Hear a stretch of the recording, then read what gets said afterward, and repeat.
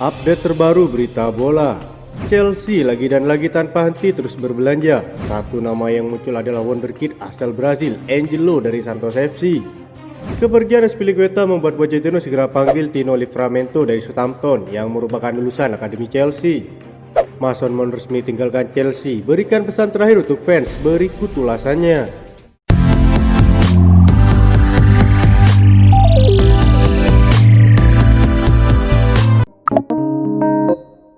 Chelsea dilaporkan sudah mempersiapkan diri untuk kepergian Cesar Azpilicueta. The Blues dilaporkan akan mencoba memulangkan Tino Livramento ke London Barat.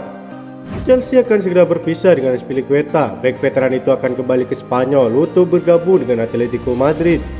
Menurut laporan tersebut, Chelsea tertarik merekrut Livramento karena talentanya yang begitu besar. Livramento merupakan produk Akademi Chelsea, namun di tahun 2021 kemarin ia dijual ke Southampton secara permanen. Menurut laporan yang sama, Chelsea harus siap merogoh kocek cukup dalam untuk merekrut Livramento. Sang bek dibanderol dengan harga sekitar 38 juta pounds. Ini disebabkan kontraknya masih tersisa 3 tahun di Southampton. Pakar transfer Eropa, Fabrizio Romano membeberkan update seputar transfer Angelo. Penyerang Santos itu dilaporkan akan membereskan kebinanya ke Chelsea pekan ini. Belakangan ini Chelsea mulai fokus berinvestasi ke pemain-pemain muda.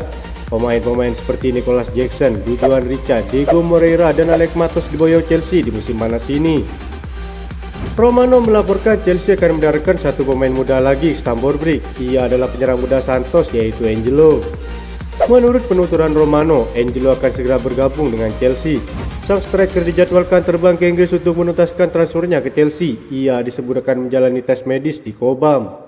Setelah itu ia akan menandatangani kontrak berdurasi 6 tahun dan akan diperkenalkan sebagai pemain baru Chelsea. Laporan yang sama mengklaim The Blues hanya perlu menyetorkan uang sebesar 15 juta euro ke Santos. Raksasa Brasil itu dikabarkan sudah menyepakati transfer tersebut. Manchester City sedikit lagi mendapatkan tanda tangan Josko Gvardiol. Sang pemain tertarik untuk bergabung dan RB Leipzig sudah memberi lampu hijau. Manchester City kabarnya akan melakukan penawaran besar untuk mendatangkan pemain berusia 21 tahun tersebut. 75 juta euro disiapkan agar Leipzig rela melepasnya. Negosiasi ini sendiri tidak kolaps, melainkan masih berlangsung. Ada banyak laporan yang meyakini bahwa Manchester City pada akhirnya bisa mendapatkan Josko Gvardiol. Sulit menebak formasi pakem yang akan digunakan Pep Guardiola bersama Manchester City musim depan. Sang jenius ini selalu punya akal untuk menghadirkan sesuatu yang baru. Namun perkiraan formasinya akan diambil dari formasi yang digunakan saat Manchester City menghadapi Inter Milan di partai final Liga Champions musim lalu. Manchester City turun dengan formasi 3-2-4-1 tanpa bek sayap, serta menempatkan John Stone yang aslinya bek tengah jadi seorang gelandang bertahan. Di posisi kiper akan diisi oleh Ederson. Tak ada yang bisa menggantikan posisi Ederson di musim depan. Manchester City belum punya rencana untuk menggantikannya dengan nama yang baru. Di lini belakang yang pertama akan diisi oleh Manuel Akanji. Pilihannya ada dua, entah Walker atau Akanji. Mengingat Akanji tampil api di musim lalu dan rumor hengkangnya Walker, sangat wajar menempatkan sang pemain di starting 11 untuk musim depan. Bek yang kedua yaitu Ruben Dias. Dias nyaris tak tergantikan sepanjang musim lalu. Apabila tak ada pemain baru di posisi bek tengah, Ruben Dias jelas masih diprioritaskan untuk masuk tim utama. Bek yang ketiga yaitu Josko Gvardiol. Satu aspek yang membuat Gvardiol diminati oleh Pep Guardiola adalah kaki kirinya. Sang pemain rencananya akan ditempatkan di posisi bek tengah sebelah kiri.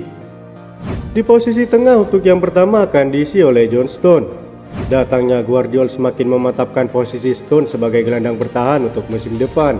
Ia akan jadi rekan duet Rodri di posisi double pivot. Tak ada gelandang bertahan Manchester City lain yang layak mendampingi Stone selain Rodri.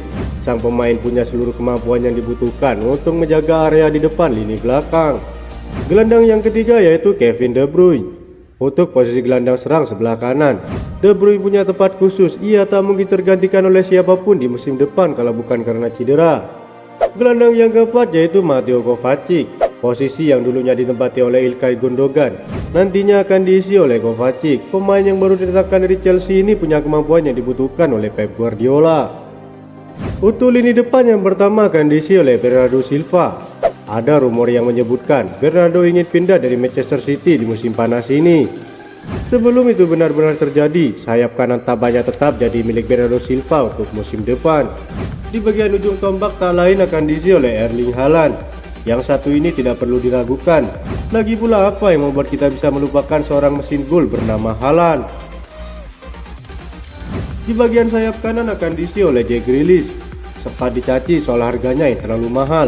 Dan perlahan Jack Grealish unjuk kemampuannya. Keunggulannya adalah bermain di posisi sayap terluar untuk meregangkan struktur pertahanan lawan.